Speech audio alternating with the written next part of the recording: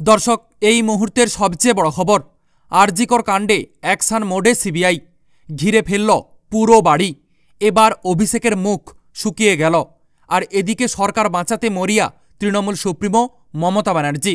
হ্যাঁ দর্শক, এই মুহূর্তের সবচেয়ে বড় খবর এবং পরবর্তী গুরুত্বপূর্ণ খবরগুলো সবার প্রথম পাওয়ার জন্য অবশ্যই চ্যানেলটিকে সাবস্ক্রাইব করে রাখুন এবং যুক্ত থাকুন আমাদের সাথে।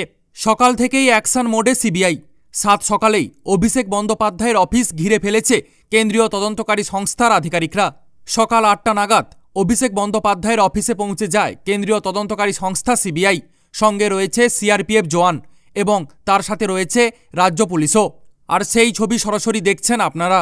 দর্শক, আপনাদেরকে আরও জানিয়ে রাখি, সন্দীপ ঘোষের বাড়িতে পৌঁছে গিয়েছে কেন্দ্রীয় তদন্তকারী সংস্থার আধিকারিকরা। হানা দিয়েছে সন্দীপ ঘনিষ্ঠ ফরেনসিক মেডিসিনের চিকিৎসক দেবাশিস সোমের বাড়িতেও। এবার এন্টালিতে আরজিকরের প্রাক্তন সুপার সঞ্জয় বশিষ্ঠের বাড়িতেও পৌঁছে যায় সিবিআইয়ের একটি দল। বাড়ি ঘিরে ফেলেছে সিআরপিএফ জওয়ানরা।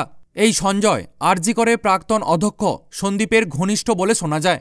এদিন সকালে 8:45 নাগাদ সিবিআইয়ের 7 সদস্যের একটি দল সঞ্জয়ের বাড়িতে হানা দেয়। আরজিকরের প্রাক্তন ডেপুটি আক্তার আলীর অভিযোগের ভিত্তিতে এবার হাইকোর্টের নির্দেশে দুর্নীতির তদন্তে নেমেছে সিবিআই।